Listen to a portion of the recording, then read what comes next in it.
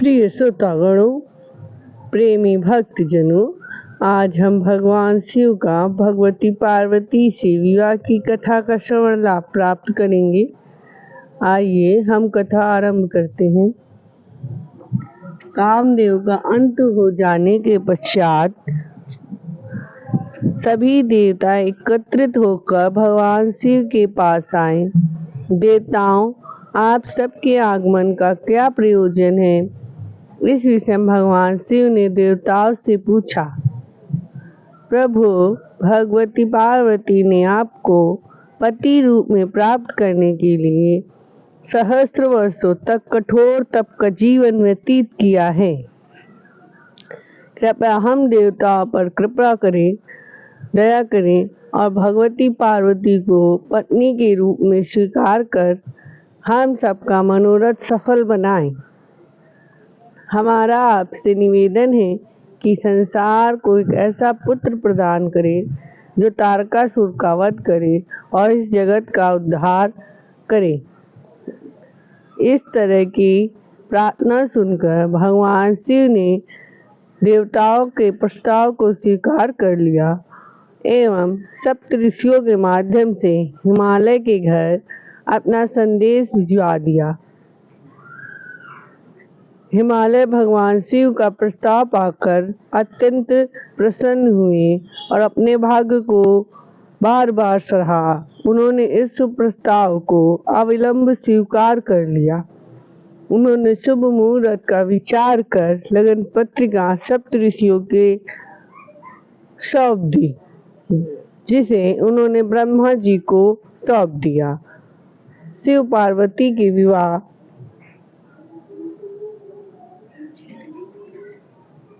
का समाचार पाकर संपूर्ण ब्रह्मांड आनंद से भर उठा। आकाश में पुष्प वर्षा होने लगी, सभी दिशाएं गूंज उठी और सारी ओर प्रसन्नता का वातावरण छा गया। देवश्री भगवान शिव के आदेश से देवश्री नारद ने सभी देवताओं को बारात में चलने का निमंत्रण दिया।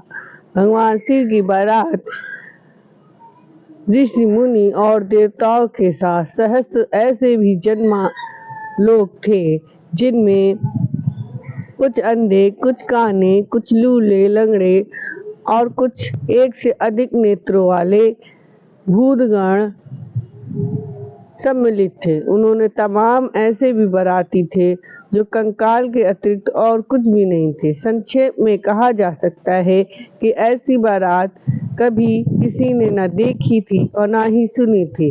बारात में भिन्न भिन्न प्रकार के मंगल वाद्यों से दसों दिशाएं गूंजती हुई हिमालय नगरी के निकट पहुंची।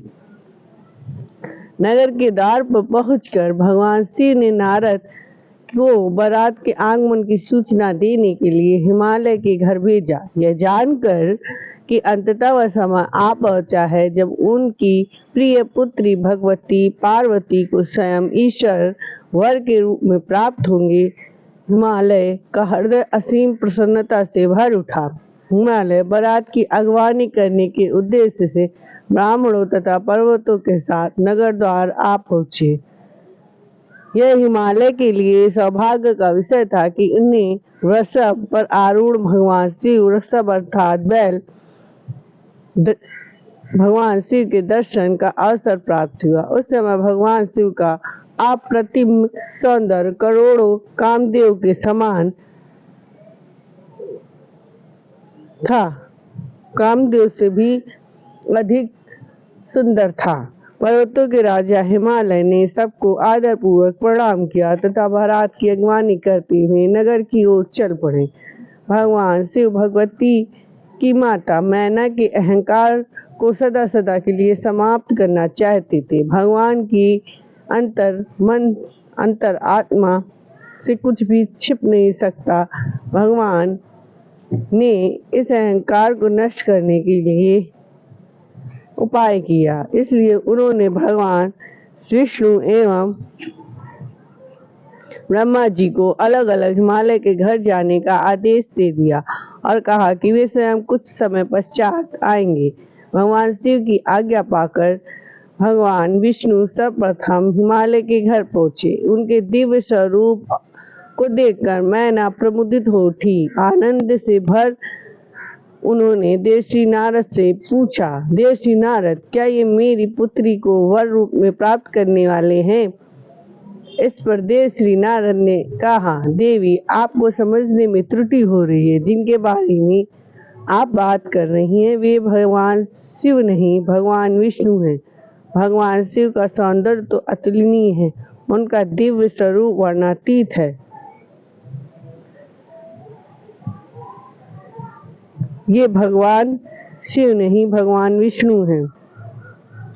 इस प्रकार से एक एक करके सभी देवता आते गए और मैना बार बार पूछने पर देवर्षि नारद उन सब का वास्तविक परिचय देते रहे। साथ ही यह बतलाते गए कि उनमें से कोई भी भगवान शिव नहीं है। मैना आप यह कल्पना करके मन ही मन प्रसन्न होती रही कि उनकी पुत्री को एक दिव्य सौंदर्य युक्त वर की प्राप्ति होने वाली है।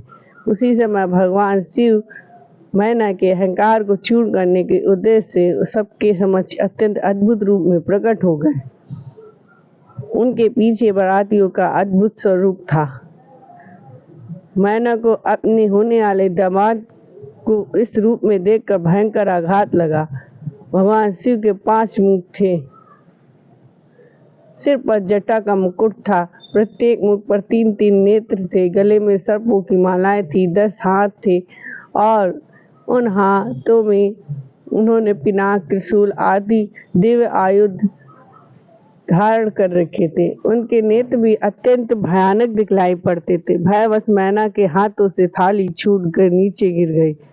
भगवती पार्वती से मैना ने कहा, पुत्री, मैं तुम्हें लेकर पर्वत से नीचे कूद पड़ूंगी, आत्मादाह कर लूंगी, समुद्र में कूद कर मृत्यु का वरण कर लूंगी, परंतु इस पागल के साथ मैं कदापि तुम्हारा विवाह नहीं होने दूंगी।